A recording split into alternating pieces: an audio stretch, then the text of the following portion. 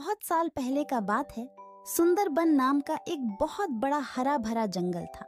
उस जंगल में बहुत सारा जानवर अपने राजा के साथ मिलजुल कर रहते थे। उस जंगल का राजा था शेर खान। वो जंगलों के जानवरों की अच्छी तरह से देखभाल करते थे। शेर खान जानवरों की कोई भी मुसीबत में मदद करते थे। इस प्रकार उस जंगल में सभी जानवरों की दिन अच्छी तरह बीत रही थी। एक दिन एक भेड़िया उनके बीच रहने आया। उनको देख बंदर स्वागत करने लगा। अरे देखो देखो, हमारा जंगल कितना सुंदर और शांत है कि दूसरे जंगल के जानवर भी यहाँ रहने आए हैं। अरे कौन है वह जो हमारे बीच रहने आया है? वो देखो, वहाँ पेड़ के नीचे खड़ा है। और भेड़िया भाई, हमारे जंगल में तुम्हारा स्वागत है। इस जंगल में हम सब मिलजुल कर रहते हैं, तुम भी हमारे साथ रहो। बंदर की बात सुनकर भेड़िया थोड़ा आगे आता है, फिर कहता है, अरे आप लोगों का बहुत बहुत धन्यवाद जो आप लोगों ने हमें यहाँ रहने का मौका दिया। मैं हमेशा आप लोगों के साथ मिलजुल कर रहूंगा। भेड़िए के बारे में हाथी और हिरनी आपस में बात करने लगे। देखने में तो वह शांत ही लग रहे हैं, लेकिन क्या वह हमारे साथ मिलजुल कर रह पाएंगे? मुझे भी वह शांत ही लग रहा है, लेकिन फिर भी हमें इतना जल्दी उस पर विश्वास नहीं करना चाहिए था। वह आज ही हमारे जंगल आए हैं, हम इसके बारे में कुछ भी नहीं जानते। हमें इस पर नजर रखना होगा, क्योंकि हमें अभी नहीं पता है कि उसके दिमाग में क्या चल रहा है। फिर हाथी और हिरनी अपने घर की तरफ चलने लगते हैं। भेड़िया भी उनके पीछे पीछे आने लगता है। भेड़िया को साथ में आते देख हाथी और हिरनी रुक जाता है। फिर भेड़िया हाथी से कहता है, अरे हाथी भाई, आप बहुत अच्छे हो और मददगार भी। अरे अरे, ऐसा नहीं है। हर जीव अपने कर्म से बड़े होते हैं। मैं तो बस अपना काम कर रहा हूँ। हाथी भैया, मैं घर जा रही हूँ, मेरे बच्चे घर में अकेले हैं। अच्छा फिर ठीक है, मुझे भी जाना पड़ेगा, बहुत देर हो गया। अरे हिरनी बहन, मुझे आपसे थोड़ा बात करना है। अच्छा ठीक है, जल्दी बताइए, क्या बात करना चाहते हैं? मुझे अपना घर भी जाना है। कुछ ज्यादा नहीं, मुझे इस जंगल के राजा के बारे में जानना है। हमारे जंगल का राजा शेर खान है और वह बहुत अच्छा है। वो हम सबकी सुरक्षा करता है और सबकी मदद भी करता है। इस तरह बात करते करते भेड़िया हिरनी के घर तक पहुंच जाता है। हिरनी बहन, क्या आप यहीं पे रहते हैं? यही आपका घर है? हाँ हाँ, यही मेरा घर है। यही मैं अपने बच्चों के साथ रहती हूँ। आज से मैं आपका नया दोस्त हूँ। मुझसे कोई भी मदद चाहिए तो आप मुझे बुला लीजिएगा, ठीक है? अभी मैं चलता हूँ। यह कहकर भेड़िया वहाँ से चला जाता है। फिर हिरनी मन ही मन कहती है, कितना अच्छा है हमारा नया साथी, दिल का बहुत साफ लगता है। इस तरह कुछ दिन बीत जाने के बाद जंगल में एक एक करके जानवरों के बच्चे गायब होने लगते हैं। सभी बहुत चिंतित हो गए कि आखिर उन सब के बच्चे गायब कैसे हो रहे हैं। मुझे कुछ समझ में नहीं आ रही है कि आखिर हमारे बच्चे कैसे गुम हो रहे हैं, क्या कारण हो सकता है। मुझे बहुत डर भी लग रही है। हमारे बीच तो ऐसा कोई नहीं है जो अपने ही बच्चे को नुकसान पहुंचा सकता है। मुझे लगता है जंगल में कोई भूत और पिशाच का प्रकोप बढ़ गया है। यह तो बहुत गलत हो रहा है।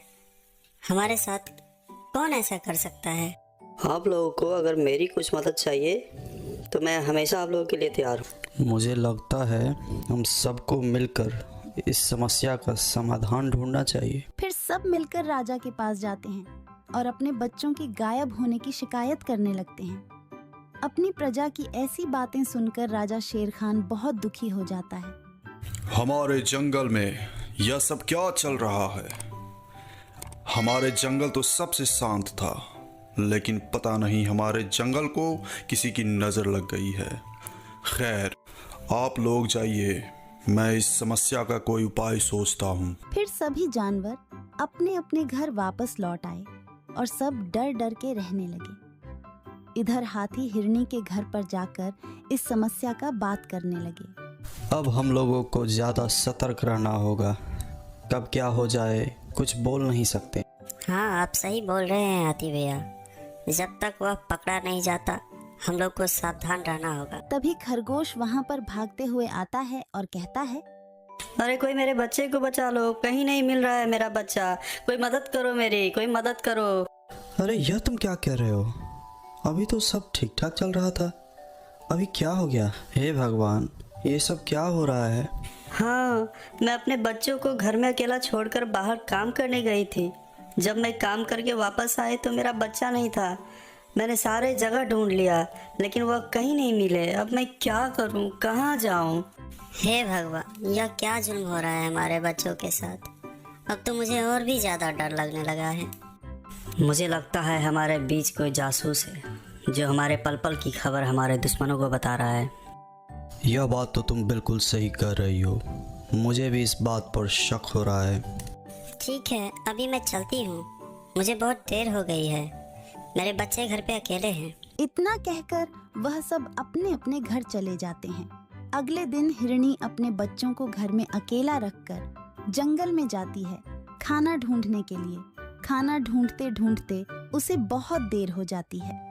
अरे बाप रे, खाना ढूंढने में बहुत देर हो गई। मेरे बच्चे घर पर अकेला है, मुझे अब जल्दी घर जाना है। मुझे नहीं पता कि मेरे बच्चे घर पर ठीक है या नहीं। भगवान मेरे बच्चे को कोई नुकसान ना हो। इतना कहकर हिरणी भाग के अपने घर की ओर जाती है। जब वह अपने घर पहुंचते हैं तो देखते हैं कि बच्चा तो वहां पर है ही नहीं। फिर वह बाहर आकर रोने लगती है। हे भगवान, मेरे बच्चे नहीं है, अब मैं क्या करूं? आज मेरा भी बच्चा गायब हो गया। हिरणी का रोने का आवाज सुनकर खरगोश वहां पर आ जाता है। क्या हुआ है निबहन, तुम रो क्यों रही हो? आज मेरा भी बच्चा गायब हो गया है। मैं बाहर गया था खाना लाने, जब मैं वापस आकर अपने घर आया तो देखा कि वहाँ पे मेरा बच्चा नहीं है। अब मैं क्या करूँ? शोरगुल सुनकर हाथी भी वहां पर आ जाता है और सारी बात सुनने के बाद बोलता है, एक बार वह दरिंदा अगर मेरे हाथ आ जाए तो मैं उसे अपनी सूर में लपेट कर पटक पटक कर उसको चटनी बना दूंगा। बात करते करते उन लोगों को भेड़िया पर शक हो जाता है और वह सब मिलकर उसकी शिकायत राजा से करने जाते हैं। महाराज, मुझे तो पूरा शक है कि वह भेड़िया हमारे बच्चे को शिकार बना रहा है, लेकिन वह बहुत होशियार है, वह कोई भी सबूत नहीं छोड़ रहा। मुझे भी उसी पर शक है महाराज, क्योंकि उसके आने के बाद ही जंगल में ये सब चल रहा है। आप लोग सही बोल रहे हैं, लेकिन मैं राजा हूँ, मुझे तो सबूत चाहिए। मैं बिना सबूत का उसे कुछ भी नहीं कर सकता। आप लोग उसके खिलाफ सबूत लेकर आइए, फिर मैं उसको दंड दूंगा। महाराज शेर खान का बात सुनकर सभी जानवर बहुत उदास हो जाते हैं और वह सब वहां से वापस आने के बाद आपस में बातें करने लगते हैं। अगर उस भेड़िया के खिलाफ एक भी सबूत मिल जाए तो मैं खुद ही उसे मार के ख़त्म कर दूंगा, फिर राजा का कोई ज़रूरत ही क्या पड़ेगी। बिल्कुल सही बोल रहे हो। हम लोग राजा के पास बहुत उम्मीद लेकर गए थे कि वह हमारे मदद करेंगे। ऐसा राजा का क्या लाभ जो हमारी मदद नहीं कर सकते, हमारे बच्चों को हिफाजत नहीं कर सकते। देखो भाइयों, अभी यह वक्त राजा का बात करने का नहीं है। इस विषय में हम बाद में भी सोच सकते हैं। फिलहाल तो हमें उस राक्षस को पकड़ना है जो हमारे बच्चों को गायब कर रहा है। मुझे तो उसी भेड़िया पर ही पूरा शक है। वह अच्छा बनने का नाटक करके हमारे साथ यह सब कर रहा है। हमें कुछ ऐसी योजना बनाना चाहिए जिससे हम उस राक्षस को नंगे हाथ पकड़ सकें। हम सब अपनी अपनी योजनाएं बनाएंगे और जिसका योजना सबसे अच्छा हुआ हम उस पर काम करेंगे। चलो राजा के पास चलते हैं। योजना के अनुसार बंदर सारे जंगल में राजा के साथ बैठक की घोषणा करता है। फिर सारे जानवर राजा के पास चलने लगते हैं। इधर भेड़िया झाड़ में छुपकर सब कुछ देख रहा था। अच्छा, तो राजा के साथ आज सारे जंगल का बैठक है, तो सारे जानवर राजा के पास ही जाएंगे, यानी सबके बच्चे घर में अकेले रहेंगे। आज मुझे फिर से शिकार करने का अच्छा मौका मिला है। फिर भेड़िया अपना शिकार ढूंढने के लिए आगे बढ़ता है। यहाँ सभी मिलकर महाराज शेर खान को भेड़िया के खिलाफ सबूत दिखाते हैं और वह बोलते हैं कि महाराज, आज भेड़िया को नंगे हाथ पकड़ने का अच्छा मौका है। फिर महाराज शेर खान जानवरों की बात मानकर उस भेड़िया का पीछा करने लगता है।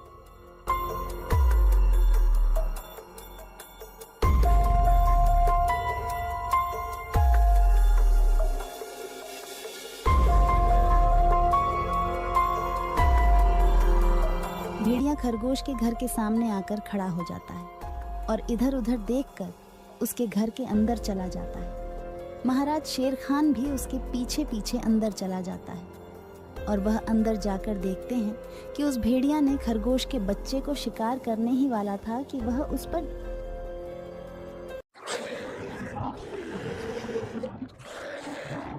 और उसे वहीं मार देते हैं। तो दोस्तों, ये कहानी से हमें यह सबक मिलती है कि हमें नए लोगों को मदद तो करनी चाहिए, लेकिन उस पे आंख बंद करके कभी भरोसा नहीं करनी चाहिए। दोस्तों, मेरे इस चैनल को ज़रूर सब्सक्राइब करें। आपका बहुत बहुत धन्यवाद। बहुत साल पहले की बात है। सुंदरबन के जंगल में शेर खान का शासन था। शेर खान दिल का बहुत अच्छा था। शेर खान हमेशा जंगल के जानवरों का ख्याल रखता था। एक सियार शेर खान का वफादार मंत्री था। वह जंगल में घूमता और सारे समाचार लाकर शेर खान को देता रहता था। एक दिन सियार शेर खान के पास आया और कहा, महाराज, जंगल के सभी जानवर कह रहे हैं आपके बाद इस सिंहासन पर कौन बैठेगा। इसीलिए ये सब कह रहे हैं कि आपकी शादी हो जानी चाहिए, क्योंकि आपका संतान ही आगे चलकर इस जंगल का राजा बनेगा। हाँ, जंगल की जानवर सही कह रहे हैं।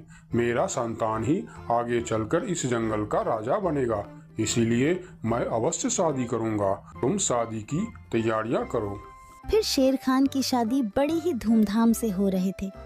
जंगल के सभी जानवरों को शादी में बुलाया गया था। सिर्फ एक छोटे से चूहे को छोड़कर शादी में बहुत सारा खाने पीने का इंतजाम किया गया था। सभी जानवर पेट भर खाना खाया। इधर चूहा को निमंत्रण ना मिलने के कारण वह बहुत गुस्से में था। ये शेर तो बड़ा ही घमंडी निकला। उसने मुझे शादी में ना बुलाकर मेरा अपमान किया है। मैं इसका बदला अवश्य लूंगा। इस बात को लेकर चूहा बहुत ही नाराज था। वह मन ही मन सोचने लगा कि इसका बदला कैसे लिया जाए। कुछ देर सोचने के बाद वह एक योजना बनाता है। मैं भी शादी करूंगा।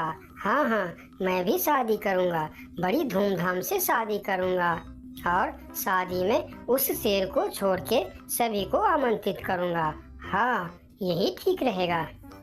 फिर चूहे ने शादी करने का फैसला कर लिया और वह अपने लिए एक दुल्हन ढूंढने निकल पड़ा।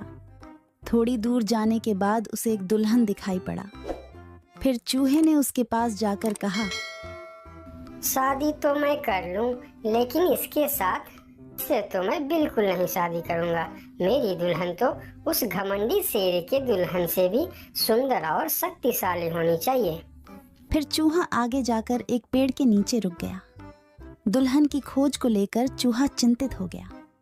वह सोच रहा था कि भला इतनी सुंदर और शक्तिशाली दुल्हन उसे कहाँ मिलेगा। यह सोचते सोचते वह चल ही रहा था कि उसकी नजर आसमान की तरफ गई। उसने देखा कि सूर्य भगवान आसमान में चमक रहे हैं। तभी उसके दिमाग के बत्ती जली। अरे वाह, सूर्य भगवान तो सबसे शक्तिशाली है। कितना तेज है उनका। यही ठीक रहेगा। उनकी बेटी सुंदर भी होगी और शक्तिशाली भी। फिर चूहा एक पेड़ के नीचे ध्यान लगाते हुए बैठ गया और सूर्य भगवान को तपस्या करने लगा। ओम सूर्याय नमः, ओम सूर्याय नमः, ओम सूर्याय नमः। इधर चूहे को तपस्या करते हुए देखकर सूर्य भगवान बहुत आश्चर्य हुए कि यह नन्हा सा चूहा उनकी तपस्या क्यों कर रहा है। फिर सूरज भगवान चूहे के सामने प्रकट हुए। बोलो नन्हे से चूहे, तुम मेरे तपस्या क्यों कर रहे हो? क्या चाहिए तुमको? तुम जो मांगोगे मैं तुम्हें वह सब दूंगा। हे भगवान, आप आगे। मुझे तो अपनी आंखों पर यकीन नहीं हो रहा है कि एक नन्हा सा चूहे की बात सुनकर आप मेरे पास आ गए। हाँ, मैं सचमुच तुम्हारे पास आया हूँ। बोलो तुम्हें क्या चाहिए? भगवान, मैं शादी करना चाहता हूँ। अरे वाह, यह तो बहुत ही अच्छी बात है। इसमें मैं तुम्हारा क्या मदद कर सकता हूँ? मैंने यह प्रण किया है भगवान कि जो दुनिया में सबसे ज्यादा शक्तिशाली होगा मैं उसके बेटी से ही शादी करूंगा, और आप इस दुनिया में सबसे शक्तिशाली हो, इसीलिए मैं आपकी बेटी से शादी करना चाहता हूँ। चूहे की बात सुनकर सूर्य भगवान सोच में पड़ जाते हैं कि मैं इस छोटी सी चूहे के साथ अपनी बेटी का शादी कैसे कर सकता हूँ। और फिर उन्होंने मन ही मन सोचने लगे, यह चूहा तो बिल्कुल पागल लग रहा है। इससे भला मैं अपनी बेटी की शादी कैसे करवा सकता हूँ? कुछ भी करके मुझे इससे छुटकारा पाना ही होगा, मगर कैसे? मुझे जल्दी कुछ करना पड़ेगा। तभी उनके मन में एक ख्याल आया और उन्होंने चूहे से कहा, अरे यह तो बहुत ही अच्छी बात है कि तुम मेरी बेटी से शादी करना चाहते हो। मुझे अपनी बेटी के लिए तुमसे अच्छा वर और कहाँ मिलेगा? सूर्य भगवान का बात सुनकर चूहा मन ही मन बहुत खुश हो गया और उसके मन में लड्डू फूटने लगे। तभी सूर्य भगवान बोलते हैं, लेकिन एक समस्या है, मैं दुनिया का सबसे शक्तिशाली नहीं हूँ और तुमने प्रण किया है कि जो दुनिया में सबसे ज्यादा शक्तिशाली होगा तुम उसी के बेटी से शादी करोगे। अगर तुमने मेरी बेटी से शादी की तो तुम्हारा प्रण टूट जाएगा।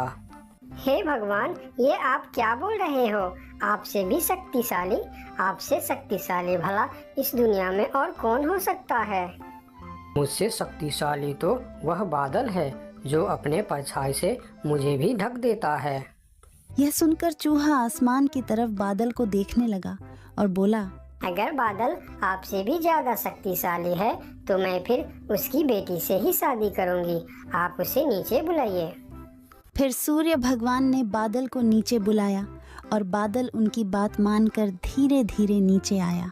बादल जी, मैं आपकी बेटी से शादी करना चाहता हूँ क्योंकि आप दुनिया के सबसे शक्तिशाली हो। मैं अपने आप को बहुत बड़ा भाग्यमानी समझूंगा अगर आपकी विवाह मेरी बेटी से हुई, लेकिन मैं दुनिया का सबसे शक्तिशाली नहीं हूँ। मुझसे शक्तिशाली तो हवा है जो हमें भी उड़ाकर दूर चला जाता है। अच्छा, तो यह बात है। ठीक है, फिर मैं हवा की बेटी से ही शादी करना चाहता हूँ। आप हवा को बुलाइए। फिर बादल ने हवा को बुलाया और हवा धीरे धीरे करके नीचे आया। फिर चूहा ने अपनी विवाह का प्रस्ताव हवा को बताया। फिर हवा मुस्कुराते हुए बोली, मुझे बहुत अच्छा लगेगा अगर मेरी बेटी की विवाह आपके साथ होता है, लेकिन मैं दुनिया का सबसे शक्तिशाली नहीं हूँ। मुझसे शक्तिशाली तो पर्वत है जो हमारे हवा के झोंकों को भी रोक देता है। आप उनकी बेटी से ही शादी कीजिए। फिर पर्वत को भी बुलाया जाता है और चूहे ने पर्वत के सामने भी अपना प्रस्ताव रखता है। पर्वत जी, आप दुनिया का सबसे शक्तिशाली है और मैं आपकी बेटी से शादी करना चाहता हूँ। क्या आपको कोई ऐतराज है? मुझे भला क्या ऐतराज हो सकता है? आप मेरी बेटी से विवाह करना चाहते हैं, यह बहुत ही अच्छी बात है, लेकिन मैं भी दुनिया का सबसे शक्तिशाली नहीं हूँ। ये आप क्या कह रहे हैं? मैं यकीन नहीं कर सकता कि आपसे शक्तिशाली भी दुनिया में और कोई होगा। हाँ है, मेरे शिखर पर एक मोटा सा चूहा रहता है। वह मुझे रोज कुतर कुतर के वहाँ एक बड़ा सा सुरंग बना लिया है और उसमें अपने बच्चों और परिवार के साथ रहता है। वह मुझसे भी शक्तिशाली है। आप उसी के बेटी से क्यों नहीं शादी कर लेते? अगर ऐसी बात है तो फिर आप मुझे ले चलो उसके पास। मैं उसके बेटी से ही शादी करना चाहता हूँ। फिर सब मिलकर उस मोटे चूहे के पास जाता है और उसके पास उस नन्हा सा चूहा का शादी का प्रस्ताव रखता है। फिर जब नन्हा चूहा उस मोटे चूहा की बेटी को देखते हैं तो वह उसे बहुत पसंद आता है और फिर उन दोनों का शादी बहुत ही धूमधाम से होता है। नन्हे चूहे ने जंगल की सारे जानवरों को निमंत्रण दिया, लेकिन शेर से बदला लेने के लिए उसने उनको निमंत्रण नहीं भेजा। जब शेर खान को इस बात की खबर होती है तो शेर खान बहुत ही गुस्सा हो जाता है और अगले दिन सियार को उस चूहे के पास भेजता है और बोलता है, उस चूहे को कल मेरी दरबार में हाजिर करो। अगले दिन सियार उस चूहे को बुलाने के लिए उसके घर पर जाता है। अरे चूहा भाई, तुमको शेर खान ने याद किया है, जल्दी चलो। चूहा सियार के साथ शेर खान के दरबार में जाता है। उसे देखते ही शेर खान चिल्लाकर बोलते हैं, क्यों रे चूहे, तुम्हारी इतनी बड़ी दुस्साहस। तुमने अपनी शादी में जंगल की सभी पक्षी और जानवरों को निमंत्रण दिया और तुमने मुझे बुलाना सही नहीं समझा। मैं इस जंगल का राजा हूँ और सबसे शक्तिशाली भी। अगर मैं चाहूँ तो तुमको एक झटके में खत्म कर सकता हूँ। मुझे माफ कर दीजिए महाराज, जब आपने अपनी शादी में पूरे जंगल को निमंत्रण दी और मुझे नहीं दी, तब मुझे भी ऐसे ही दुख हुआ था। यही एहसास दिलाने के लिए मैंने आपको निमंत्रण नहीं दिया। मुझे माफ कर दीजिए। क्यों रे सियार, तूने ऐसा क्यों किया? मैंने तो तुमको बोल दिया था कि जंगल के कोई भी पशु पक्षी छूटनी नहीं चाहिए। फिर तुमने इस चूहे को निमंत्रण क्यों नहीं दिया? मुझे माफ कर दीजिए महाराज, गलती हो गई। मैंने सोचा यह छोटा सा जीव, इसको क्या निमंत्रण देने का, इसलिए मैंने इसे छोड़ दिया था। मुझे आप माफ कर दीजिए। ठीक है, अगले बार से ध्यान रखना। मेरे लिए जंगल का हर जीव एक जैसा है।